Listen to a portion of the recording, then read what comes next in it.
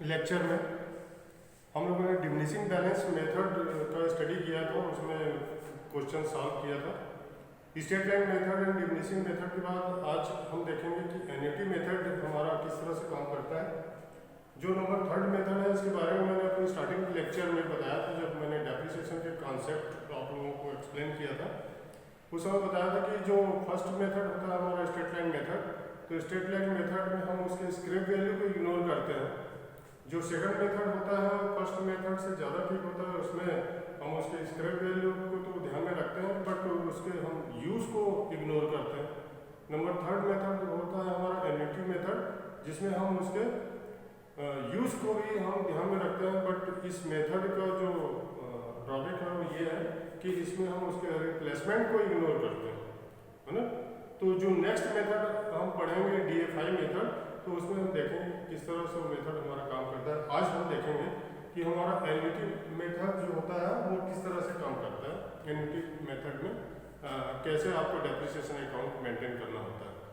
तो डेप्रिसिएशन यहाँ पर जैसे कि मैंने बताया था कि एन्युटी मेथड में आपको एन्युटी टेबल दिए जाते हैं, एन्युटी वैल्यूज दी जाते हैं, और एन्युटीज वैल्यू के बेस पर आपको फिर यहाँ पर जो डेप्रिसिएशन होता है एनुअली वन टाइम इसको कैलकुलेट करना होता है ना।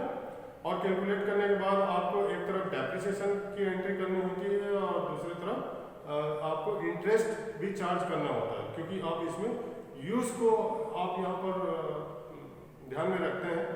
तो जो आप मशीन इंस्टॉल करते हैं उससे कहीं ना कहीं आपको कोई बेनिफिट मिलती है, तो उस बेनिफिट के लिए आप यहाँ पर उसमें रेट ऑफ इंटरेस्ट जो भी दिए जाते हैं या जो मार्केट में आपके रेट ऑफ इंटरेस्ट होते हैं, उस रेट ऑफ इंटरेस्ट पर इंटरेस्ट भी चार्ज करते चले जाते हैं, और यही इंटरेस्ट आपको बताता है कि इस मशीन से आपको इतने की बेनिफिट लगभग लमसम एक अमाउंट में मिली है। ठीक है, तो अब देखते हैं कि डायरेक्ट हम यहाँ पर इसका जो एन्युटी मेथड में हम अपना प्रैक्टिकल क्वेश्चन किस तरह से सॉल्व करेंगे। मैं फिर से रिवाइज कर दूँ कि इसमें एन्युटी वैल्यू दी जाती है और एन्युटी वैल्यू के बेस पर आपको one time annual depreciation calculate करना होगा। एवरी ईयर आपको एडी को उसी लीज अकाउंट में लिखते चले जाना होता है, और इस साइड में डेबिट साइड में आपको एनुअली जो भी उनके एनुअल बैलेंसेस होते हैं उस एनुअल बैलेंसेस पर आपको उसका इंटरेस्ट चार्ज करना होता है ना। तो ये कॉन्सेप्ट चलते जाता है। आप फर्स्ट ईयर का बैलेंस निकालेंगे, सेकंड ईयर में ट्रांसफर होगा, सेकंड ईयर के बैलेंस पर आप इंटरेस्ट चार्ज करेंगे, उसके बाद एनुअल डेप्रिसिएशन जो आप निकाल कर रखें एन्युटी वैल्यू के बेस पर, उस एन्युटी वैल्यू के बेस पर निकाले गए एनुअल डेप्रिसिएशन को आप सेकंड ईयर फिर से चार्ज करेंगे, फिर से डेबिट माइनस क्रेडिट किया जाएगा, और उसके बाद जो बैलेंस आएगा थर्ड ईयर में शिफ्ट करेंगे। थर्ड ईयर में बैलेंस को शिफ्ट करने के बाद आप वहाँ पर फिर से उसका डेप्रिसिएशन, फिर से उसका इंटरेस्ट निकालते हैं, और इंटरेस्ट चार्ज करने के बाद फिर से उसी तरह से एनुअल डेप्रिसिएशन को लिखकर आप उसके एनुअल बैलेंस निकाल लेते हैं, है ना। तो एक सिंपल टेक्निक पर है हमारा थर्ड मेथड, जिसको आप कहते हैं एन्युटी मेथड। अब इसके लिए एक प्रैक्टिकल क्वेश्चन है, इलिस्ट्रेशन से 3-4 क्वेश्चन पीछे बैक में दिए गए हैं, जिसको आप लोग बना लेंगे अपने घर में। तो ये क्वेश्चन है illustration number 21। Motilal and sons purchase a lease of ₹14,000 on 1 April 2005 for 10 year. ये 10 ईयर के लिए मिस्टर मोतीलाल एक लीज परचेज कर रहे हैं, और इसका कास्ट है लीज का ₹14,000। You are required to open lease account for 10 year. 10 years के लिए आपको यहाँ पर लीज अकाउंट ओपन करना है।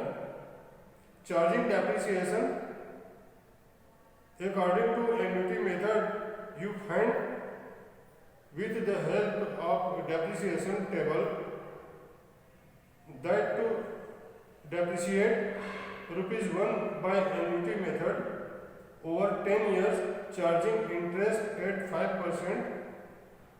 One must write off a sum of ₹0.129504 every year.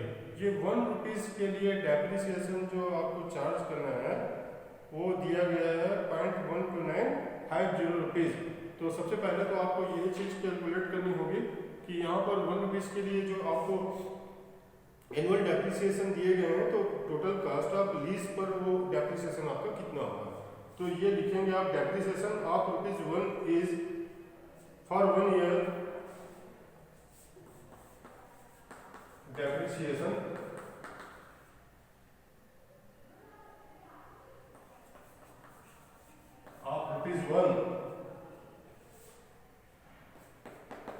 is 0.129504. Depreciation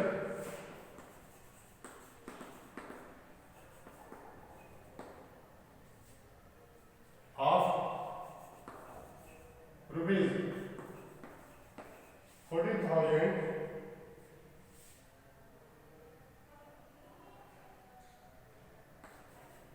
तो हो जाएगा 0.129504 into 14,000 is equal to 1813 approx.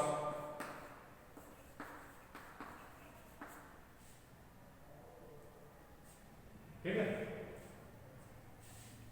1813 rupees approx, ये इसका एनुअल डेप्रिसिएशन हो गया। अब एनुअल डेप्रिसिएशन कैलकुलेट करने के बाद आपको बनाना है यहाँ पर लीज अकाउंट फॉर 10 ईयर्स।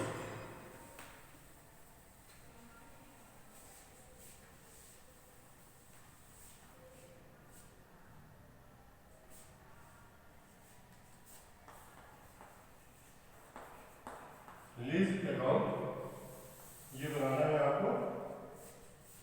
ये हो गया आपका नंबर फर्स्ट कॉलम डेट के लिए, particular amount, date, particular and amount for debit and credit.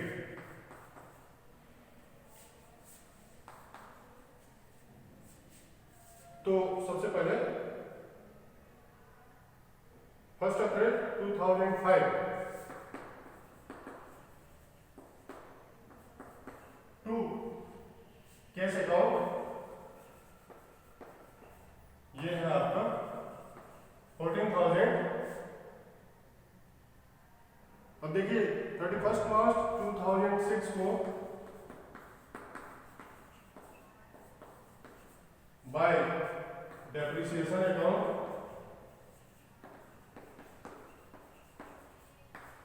1813 जो हमने कैलकुलेट किया एमिटी वैल्यू के बेस पर 1813 रुपीज, ये इसका एनुअल डेप्रिसिएशन है। तो 31 मार्च 2006 को जब फाइनेंशियल ईयर का लास्ट डे होगा तो उस डेट पर हम अपना डेप्रिसिएशन को यहाँ पर मेंशन कर लेंगे। और इधर आपको सेम 31 मार्च 2006 को इंटरेस्ट चार्ज करना है। तो टू इंटरेस्ट अकाउंट 14,000 का 5% आप इंटरेस्ट निकालेंगे तो ये हो जाएगा 700 रुपीज। अब दोनों को टोटल कर देंगे, ये हो गया 14,700। अब इसका बैलेंस निकालेंगे बाय बैलेंस सीधी, तो बैलेंस इसका हो जाएगा 14,700 माइनस 1813, तो हो जाएगा 12,887 रुपीज। ये फर्स्ट ईयर का हमने हिसाब किताब कंप्लीट कर लिया। अब 12,887 ये हो जाएगा टू बैलेंस बीडी 1 अप्रैल 2006 को 31 मार्च 2006 को by depreciation account 1813 by balance carry down. But उसके पहले आपको इंटरेस्ट चार्ज करना है। ये जो एनुअल बैलेंसेस हैं इस पर आपको इंटरेस्ट चार्ज करना होगा 31 मार्च 2007 को। ये 7 हो जाएगा।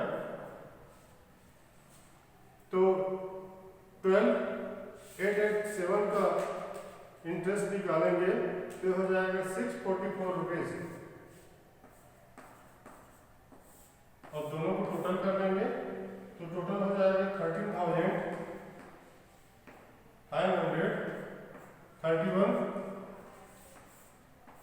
13,531। इससे 1813 को माइनस करेंगे तो हो जाएगा बैलेंस इसका 11,887 718 रुपीज। अब इस बैलेंस को आप फिर से ट्रांसफर करेंगे 1 अप्रैल 2007 को टू बैलेंस BD 11,718 31 मार्च 2008 को टू इंटरेस्ट अकाउंट 11,718 का इंटरेस्ट निकालेंगे तो आएगा 586 रुपीज। 31 मार्च 2008 को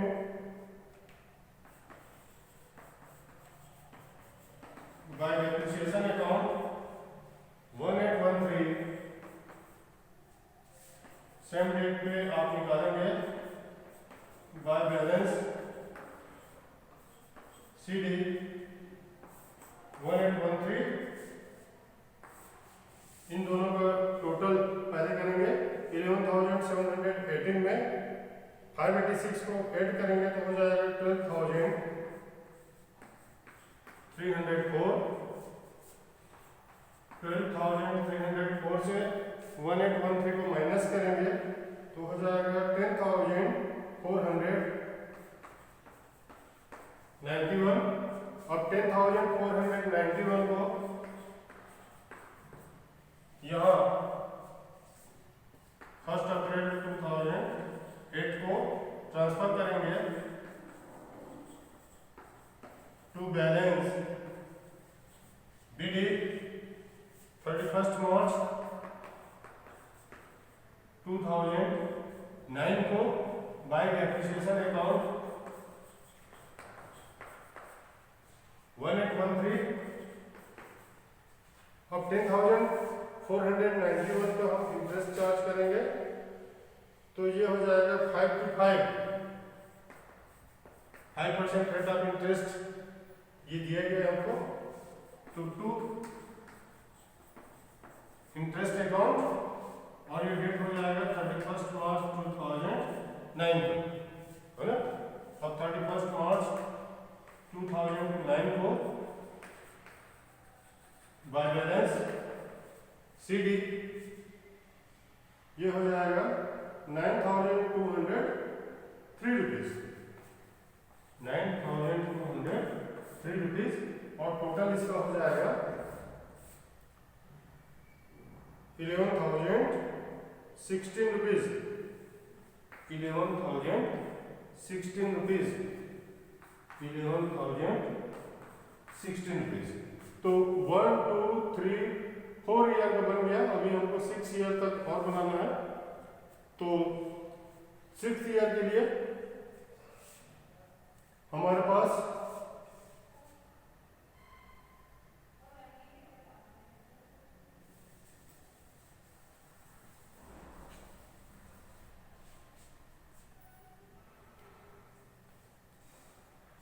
जो बैलेंस है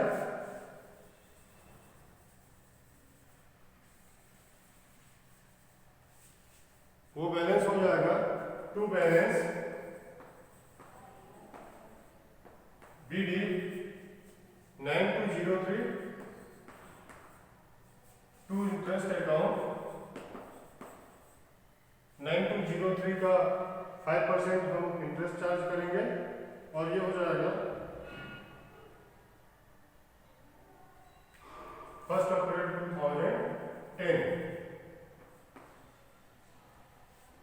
1 अप्रैल 2010 हो जाएगा।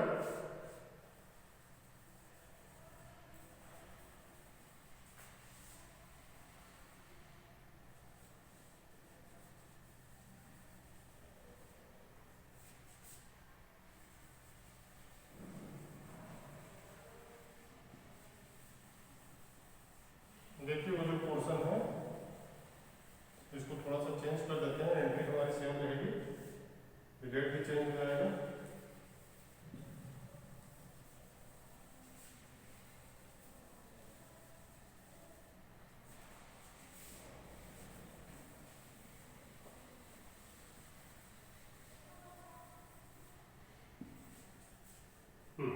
9203 ये है। अब इसका इंटरेस्ट निकालेंगे 31 मार्च 2010 को, तो 9203 का हमारा इंटरेस्ट आ जाएगा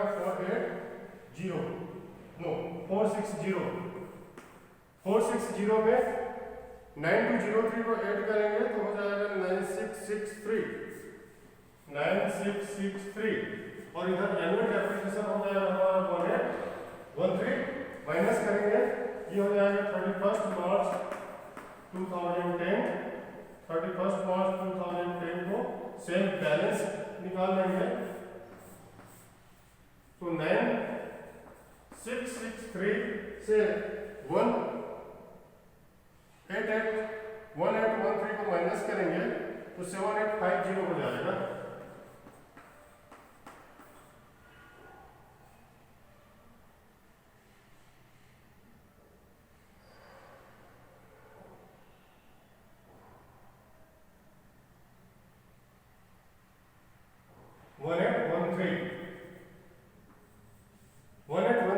ये हमारा एनुअल डेप्रिसिएशन है।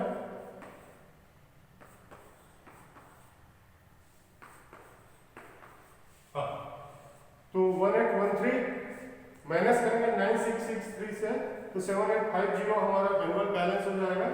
अब इस एनुअल बैलेंस को हम ट्रांसफर करेंगे 7850, यहाँ पर इंटरेस्ट चार्ज करेंगे तो 7850 का इंटरेस्ट हो जाएगा 393 और दोनों को ऐड करेंगे तो दोनों को ऐड करने से हमारा जो अमाउंट है वो हो जाएगा 8243। इसकी एंट्री ले आएंगे तो 1 अप्रैल 2010 को, 31 मार्च 2011 को, 31 मार्च 2011 को इसका फिर से हम बैलेंस निकालेंगे तो 1813 से माइनस करेंगे 8243, तो 8243 से 1813 माइनस करने पर इसका जो बैलेंस है वो मिल जाएगा 6430।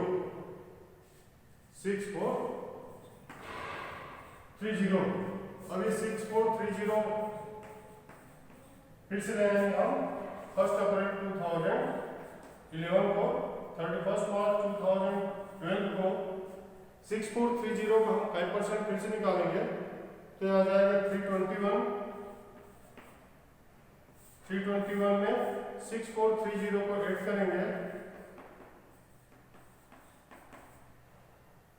तो इससे हो जाएगा 6751 से 1813 को फिर से माइनस करेंगे तो माइनस करने से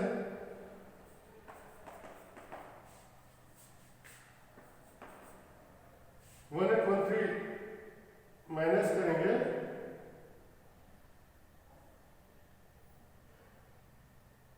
तो हो जाएगा 4938।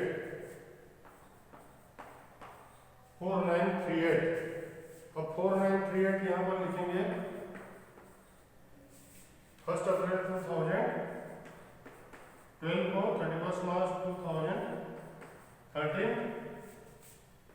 31 मार्च 2013 4938 का इंटरेस्ट निकालेंगे तो 247 होगा। 247 को ऐड कर देंगे तो हो जाएगा 5185 से 1813 को माइनस करेंगे तो हो जाएगा 3372 और इसका टोटल हो जाएगा 5185। अब देखिए 2 साल का और बच गया 3372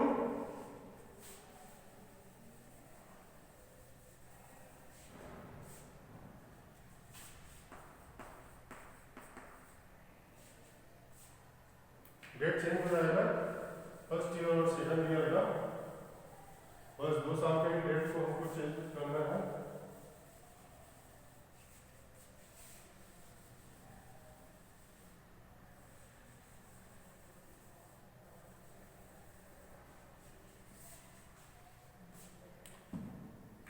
तो 1 अप्रैल 2013 को ये बैलेंस हमने ब्रॉट डाउन कर लिया 3372। इसका इंटरेस्ट निकालेंगे तो 168 रुपीज इसका इंटरेस्ट आएगा, 168 रुपीज।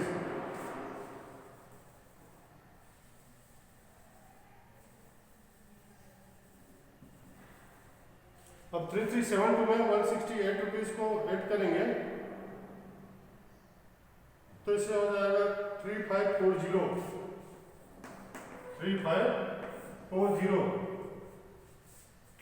31 मार्च 2014, 31 मार्च 2014 सेम डेट पे बैलेंस निकालेंगे तो बैलेंस हो जाएगा 3540।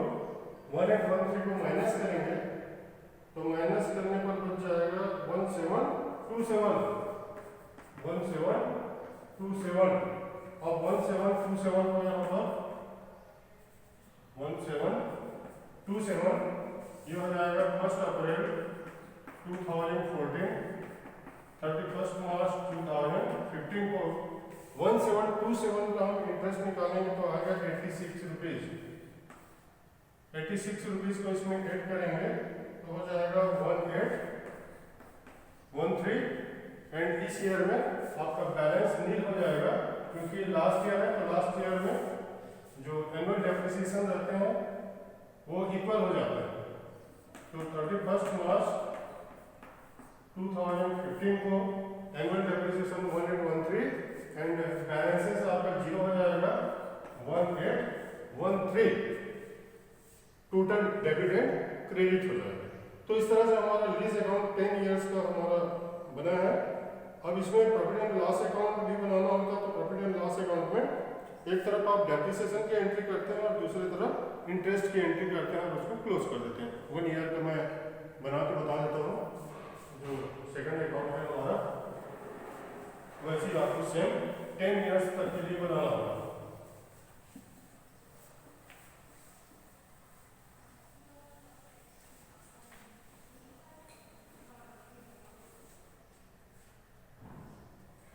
देखिए है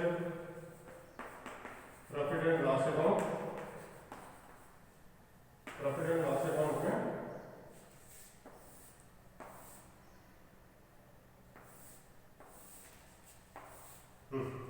जो लास्ट डे होता है 31 मार्च 2006 को यह हो जाएगा 2 डेप्रिसिएशन अकाउंट। डेप्रिसिएशन है 1813 एंड 31 मार्च 2006 को टू इंटरेस्ट अकाउंट। इंटरेस्ट हमने निकाला है 700 रुपीज।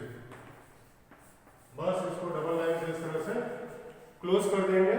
सेकेंड ईयर का निकालेंगे तो ये हर ईयर का जो एनुअल डेप्रिसिएशन है सेम रहेगा। जो इंटरेस्ट की अमाउंट है ये चेंज हो जाएगी। जैसे सेकेंड ईयर में आपका इंटरेस्ट है 644 रुपीज, फिर थर्ड ईयर में ऐसे इंटरेस्ट का अमाउंट चेंज हो जाएगा और ये आपका कांस्टेंट रहेगा। तो ये 31 मार्च